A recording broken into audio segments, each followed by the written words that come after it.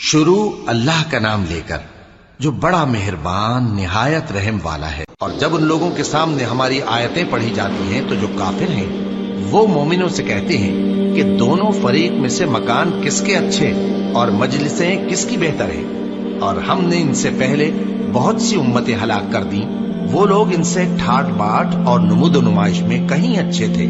کہہ دو کہ جو شخص گمراہی میں پڑا ہوا ہے رحمان اس کو آہستہ آہستہ مہلت دیا جاتا ہے، یہاں تک کہ جب اس چیز کو دیکھ لیں گے جس کا ان سے وعدہ کیا جاتا ہے، خواہ عذاب اور خواہ قیامت، تو اس وقت جان لیں گے کہ مکان کس کا برا ہے اور لشکر کس کا کمزور ہے۔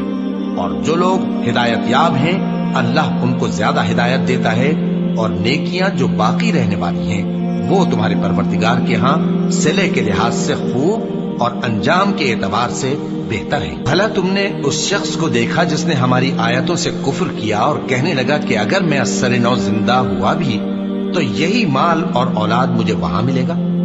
کیا اس نے غیب کی خبر پالی ہے یا اللہ کے یہاں سے عہد لے لیا ہے؟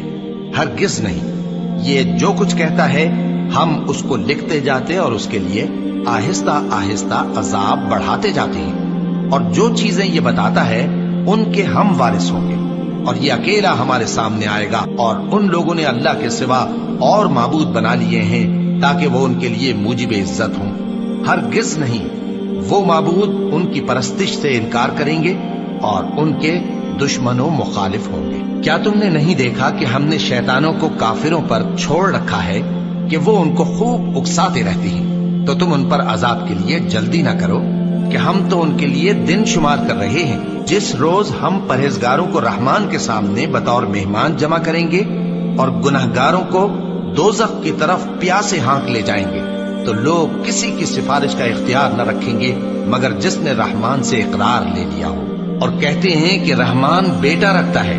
ایسا کہنے والوں، یہ تو تم بری بات زبان پر لاتے ہو۔ قریب ہے کہ اس جھوٹ سے آسمان پھٹ پڑے اور زمین شق ہو جائے اور پہاڑ پارا پارا ہو کر گر پڑے کہ انہوں نے رحمان کے لیے بیٹا تجویز کیا، اور رحمان کو شایع نہیں کہ کسی کو بیٹا بنائے۔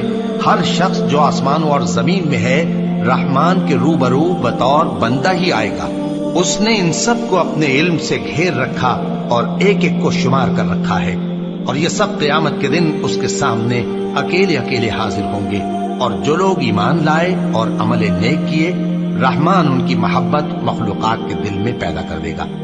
اے پیغمبر صلی اللہ علیہ وآلہ وسلم، ہم نے یہ قرآن تمہاری زبان میں آسان بنا کر نازل کیا ہے تاکہ تم اس سے پرہیزگاروں کو خوشخبری پہنچا دو اور جھگڑالوؤں کو ڈر سنا دو۔ اور ہم نے ان سے پہلے بہت سے گروہوں کو ہلاک کر دیا ہے۔ بھلا تم ان میں سے کسی کو دیکھتے ہو یا کہیں ان کی بھنک سنتے ہو؟